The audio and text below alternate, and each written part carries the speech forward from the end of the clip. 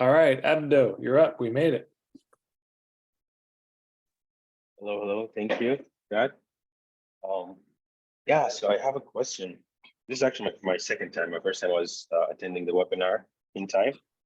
So my question is, I did engineering for 2 years. I quit that job in September. So now I'm doing my service that I provide now is video work. Like I help people to do like promotional videos and documentaries um, that would help them um, market their services. So that's the service that I do, and I also um, have a service where I coach people to establish a podcast or like a video, YouTube like video regular. So that's the service that I have. And on the other hand, I'm working on a project right now where I cultivate community through film and dialogue. So I'm working with a permaculture group right now, and I follow them. And the idea is to document their journey in the growing season of 2023, and then have that as a series and screen that locally. So these two, for me, like business plan wise, I'm trying to integrate these two because this work with the permaculture community is like almost it's a non-for-profit. I'm writing a proposal for that. But on the other hand, my work, the client work, I'm trying to integrate these two. I'm not sure if there's a way to integrate them. So now, instead of me trying to work with someone, like I see a lot of people locally that I would love to work with, community builders, but at the same time, whether to approach them from this nonprofit or like to approach them from, I don't want to mix it. So yeah, so I feel like I'm struggling at the business model level, like what I'm doing. And someone just recently proposed BNI. I'm supposed to attend one of the like first meeting next week, but I'm also worried about like this intense corporate energy. So I don't, where I'm at today, like my gut just doesn't resonate with that. It's just something that I haven't tried yet, Yeah. but I just want to hear your take on that if you heard about this as well. Thank you so much. Hey, you're welcome. Good to have you here. Okay, so so you want to integrate them, but you don't want to mix them. Yeah, like it's just a fear in me that, you know, if I approach someone like they are doing this amazing community work, but if I approach them with like some money stuff, they might not be ready for it then. And something in me wants to do like this permaculture group. If I approach them and I was like, okay, you have to pay this much, or like this is a service or this is a package, it's like completely just because they are working in a volunteering, you know, like most of the people are retired and volunteers. Yeah, so that's where I was. Totally. Well, I mean, first of all, sorry. By the way, my idea is to have for this like nonprofit work is to have a platform where different communities, like I would have videos montaged for different communities in one platform. So all of these people, like all of a sudden, like they get to know each other. So like these connections that I see, but not necessarily they see it in their like bubbles. That's my idea for this, to have that platform, and these people can see each other locally, and you know, connections can happen. beautiful. Yeah. Beautiful. I love the vision, man. And thank you for doing the work that you're doing. I'm sure it's a huge help for these permaculture people. They don't have that skill. Now, okay, so there's a few things. One is I'm imagining the documentary kind of, you know, films, promo videos you'd make, you'd have to do that locally. You have to be physically with the people to do it. So where do you live? I live in Hamilton, Ontario, Canada. Oh yeah, no kidding. Hamilton. All right, cool. Okay, so you anywhere in the GTA you could do your work, yeah? Okay. So so that's very helpful to know in terms of honing. So just right, that's where you're going to do the work. Right, and you could go to Peterborough or Guelph or somewhere to do it, but yeah, somewhere in that area. So whereas the helping people set up their YouTube thing, that could be online. You don't have to be with them in person. Okay, so that's a good distinction to make. Partially online, because sometimes I need to be with them and help them physically with like, you know, building the setup, doing these things. Yeah. Got it. Yeah. Right. Okay. Beautiful. So, okay, let's just have it be local. And by the way, let me just make the pitch for everyone. What a thing, having a local business again.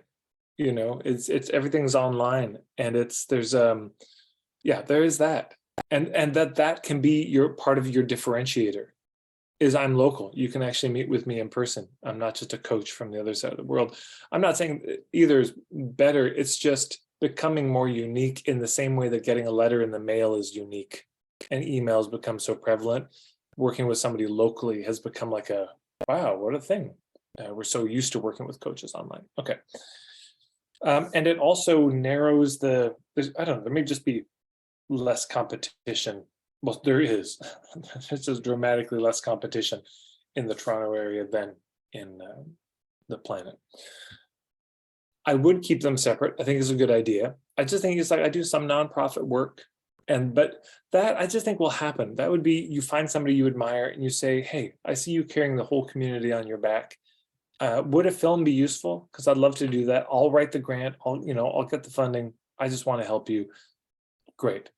So then I just think that'll handle itself. But in terms of the business, so there's the doing the promo videos, or there's the getting people set up to do their own YouTube. For today, which one of those do you want to focus on?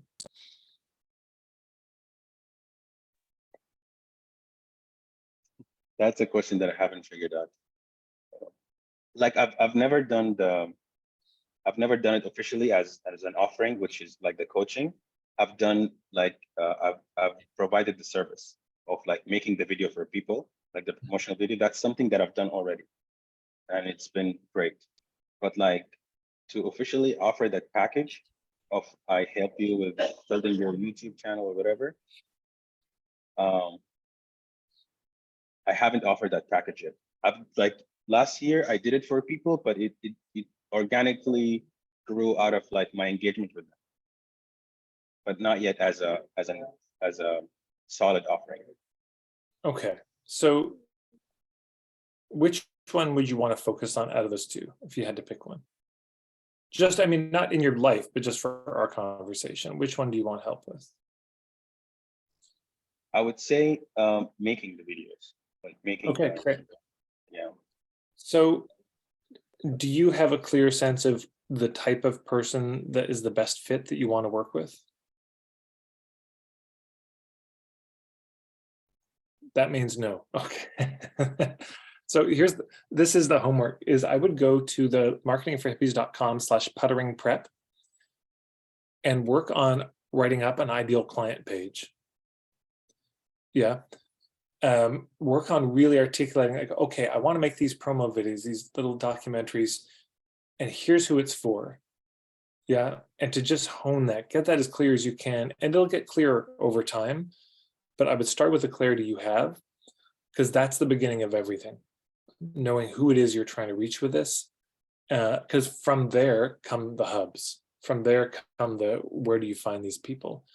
Yeah. Yes, this is one thing that I find it like common between the two works, which is I work with people who actively cultivate community. Like even my clients so far, they are community builders. Like a therapist, for example, a clinical supervisor, she's actively working on like creating community. Beautiful. So yeah. It's just good this is where the honing comes. We start to figure out who we're the best fit for, because for example, it could be local service providers. It could be local crafters and product makers. It could be local retail. It could be local restaurants. It could be all of the above. That may not be the industry may not be the defining thing. But, of course, there are people who, like photographers, and their whole thing is they photograph homes that have been staged by somebody else, and they go and photograph them to help them sell. And that's their thing. I'm a photographer and I only do weddings. I'm a photographer and I do engagement shoots, not wedding shoots. So people can get very narrow about the type of work that they do. It doesn't mean they don't do other work.